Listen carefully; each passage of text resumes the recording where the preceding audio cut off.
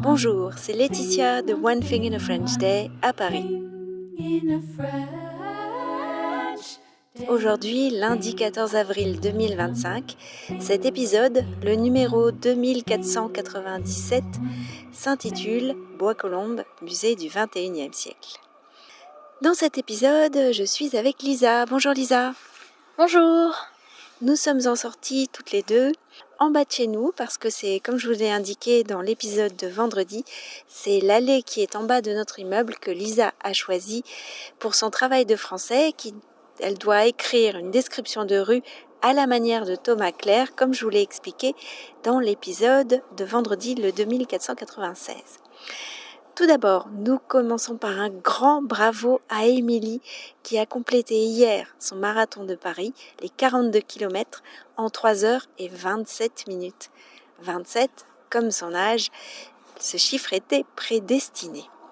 Alors, nous sommes dehors, nous serons dehors d'ailleurs presque toute la semaine avec Lisa. Aujourd'hui, nous avons commencé à travailler toutes les deux, du coup j'ai un peu accompagné Lisa dans son travail de français. Est-ce que tu pourrais nous expliquer un peu quelles étaient les consignes de ton professeur de français ? Alors, je devais écrire une page de minimum 20 lignes sur une rue, une avenue, un parc, un endroit de la ville de Bois-Colombes à la façon de Thomas Clair. Si j'ai bien compris, ensuite tous les textes de la classe seront rassemblés pour former un livre qui s'appellera Bois-Colombes, musée du XXIe siècle. Donc, vendredi, au moment où j'écrivais l'épisode du podcast, tu étais en promenade de déambulation avec ta classe, avec une médiatrice de la ville de Bois-Colombes, mais tu avais déjà choisi la rue que tu avais l'intention de décrire. Oui, parce que du coup, elle est juste en bas de chez nous, du coup, c'est pratique pour visualiser. Alors qu'une rue plus loin, ça serait plus compliqué.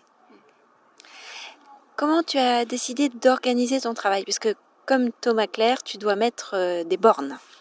Du coup, j'ai choisi de d'abord lister les bornes que j'allais utiliser dans mon texte par rapport aux différents éléments qu'il y a dans l'allée, puis d'écrire le texte sans les bornes et ensuite de rajouter les bornes et de modifier un peu le texte pour que ça coïncide.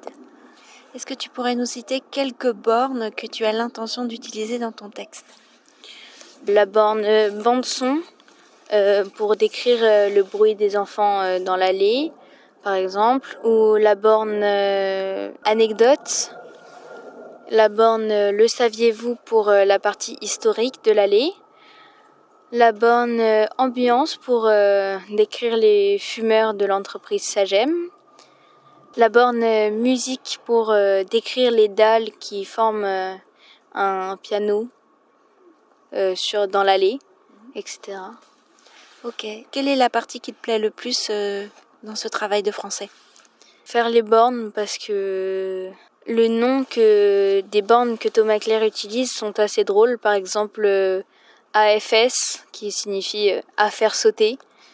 Donc il fait quand même de l'humour dans son livre assez descriptif. Et tu m'as dit aussi que parfois il avait une façon de s'exprimer qui était très familière. Donc du coup, pour parler des fumeurs de cigarettes, t'as décidé d'utiliser un autre mot que cigarette. Les clopes qui désignent les cigarettes de manière plus familière, oui. Voilà, One Thing in a French Day, c'est fini pour aujourd'hui. Nous étions donc à l'extérieur avec Lisa et nous vous retrouvons mercredi pour un nouvel épisode du podcast. Au revoir Lisa. Au revoir. Au revoir à tous.